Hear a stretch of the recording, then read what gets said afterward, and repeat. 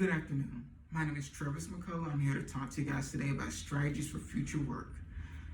I do appreciate you all taking the time to watch my video. I don't typically would do this presentation in person, but I know through the COVID-19, not everybody is available or at work at the moment to do this presentation. So I wanted to make sure I go and give this video out to you all so you have something to think about while you're away. And this is a very important topic to consider, considering the fact that we need to keep advancing in our talented workforce. So let's begin. Manufacturing jobs are going away. That's the simplest way to put it. In the past few years, starting back in 2010 to now, manufacturing jobs back in 2010 were roughly about 23% of the U.S.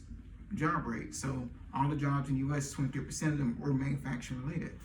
Today, that number has dropped to now 12%. And that is due to systems becoming more efficient and automated, which is good in ways for the company, but bad for people that work. Because now you have a group of people that can't work because they rely on manufacturing, and the systems are going to automated platforms, which is understandable. So today I want to talk about developing a new talent, a workforce that can actually handle these systems of automated equipment. Because one of the problems we will face in the next easy 10 years, even longer, is that we'll have a shortage of talented workforce that can actually handle these automated systems. Let's begin. So to start off with, we need talented workforce that can work on automated systems and IT platforms. There's a number of other systems as well, but mainly leaning towards IT and automation, which is a shortfall that the U.S. is currently facing in the moment. And North Carolina is stepping ahead of the curve by offering programs through community college universities to try to get discounted rates for students to pursue those degrees and training programs, but we're still catching up. And the way this affects companies is that as our workforce is retiring and as we're bringing in new equipment, we don't have the skill set of people that can actually work on it. So that comes into a problem where you have a shortfall of people that can work on your equipment, and we need to be able to manage this. So to manage this, companies have to start investing early into their talent. So not just invest early, but also recruit talent as well. So one way to actually recruit talent is to offer more incentives, not just money. Not everybody's about money. Okay, maybe offering more flexible schedule, vacation time, work from home. These systems can be worked on from home, especially automated IT platforms. People can remote into these systems. And having those are perks to actually bring in someone new that may not have even considered your company before. In addition to that, companies need to consider investing into their talent programs early. So investing into apprenticeships and internships at the university and community college level make a big difference in recruiting key talent. So if you can bring in people from high school, even let's say as apprentices, or going to community college, need to be 18 or older, normally for most companies.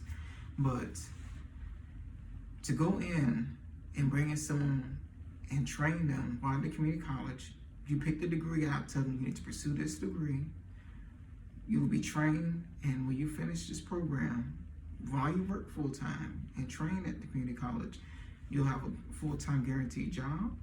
You have a higher chance of getting that key talent and keeping them. So typically, a lot of university graduates, they tend to stay at their first job and jobs continuing for about 2 to 5 years. Companies don't tend to keep talent anymore.